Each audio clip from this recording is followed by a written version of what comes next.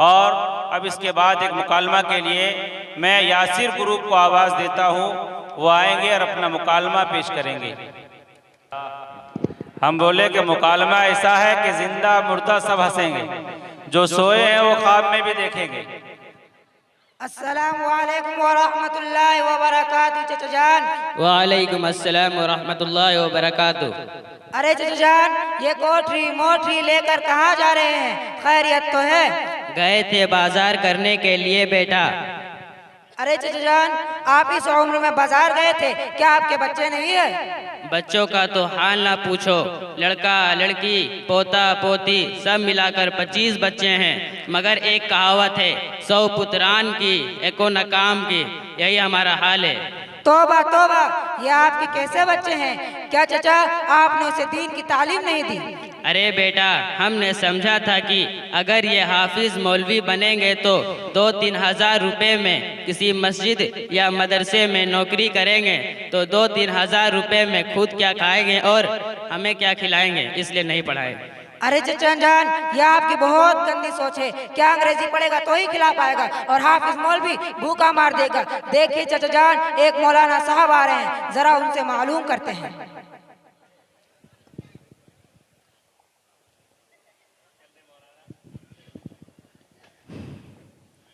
السلام علیکم ورحمۃ اللہ وبرکاتہ۔ وعلیکم السلام ورحمۃ اللہ وبرکاتہ۔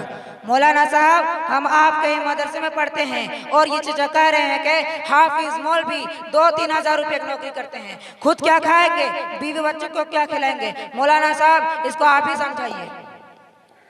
لا حول ولا قوت الا باللہ۔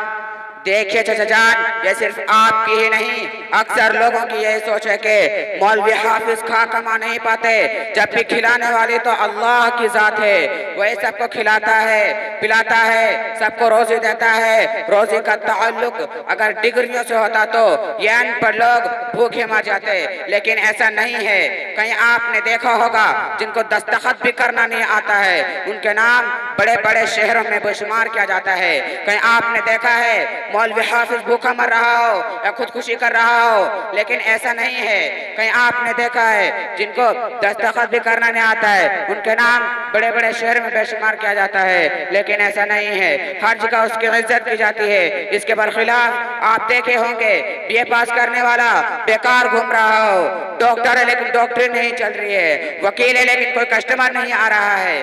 کیا چچا جان ایسے ہے کیا نہیں؟ آپ کی بات تو بالکل ٹھیک ہے، مگر میرا کہنا میرے بیٹے پوتے نہیں سنتے ہیں تو میں کیا کروں؟ سنیے چچا، اگر آپ نے بچوں کو دین کی تعلیم دی ہوتی تو ایسا ہرگز نہ کرتے اور آپ کی باتیں مانتے اور آپ کی خدمت کرتے۔ مدرسوں میں یہی سکھا جاتا ہے کہ ماں کے پیروں تلے جنت ہے، باپ جنت کا دروازہ ہے۔ چچا جان، آئی بات سمجھ میں؟ کچھ آئی۔ کیا چچا دین کے بارے میں تمہیں کچھ معلوم ہے؟ کیا تم ہی مسلمان ہو؟ پوچھو مجھے دین کے بارے میں، مجھے سب کچھ معلوم ہے۔ تو یہ بتائے غسل میں کتنے فرائض ہیں؟ غسل میں 9 فرائض ہیں۔ کون کون سے؟ نمبر 1 پانی کا ہونا، نمبر 2 منجن برش کا ہونا، نمبر 3 تولیہ لنگی کا ہونا، نمبر 4 لوٹا یا بالٹی کا ہونا، نمبر 5 کپڑا اتار کر نل تک جانا، نمبر 6 استنجا جانا، نمبر 7 بیت الخلا جانا، نمبر 8 سب سے اہم بات ٹھنڈی میں گرم پانی کا ہونا، نمبر 9 اگر یہ سب چیزیں نہ پائی جائے گی تو غسل نہیں ہوگی۔ بس بس، استغفراللہ استغفراللہ، آپ نے کمال کر دیا۔ فرض تو بتایا نہیں، پتہ نہیں کیا کیا بتا دیا۔ دیکھیں چچا، ایک مولانا صاحب کے ساتھ ایک بچہ آیا ہے، ذرا ان سے معلوم کرتے ہیں۔ تو بتاؤ غسل میں کتنے فرائض ہیں؟ چچا جان، غسل میں 3 فرائض ہے۔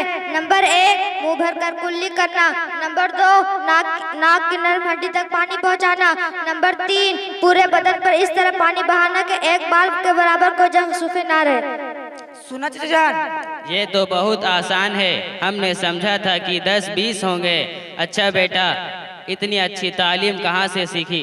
آپ کو پتہ نہیں، مدرسہ ارشد العلوم نوادہ میں حاصل کی۔ اچھا بیٹا، کل سے میں بھی اپنے بیٹوں کو تعلیم سیکھنے کے لیے بھیجوں گا۔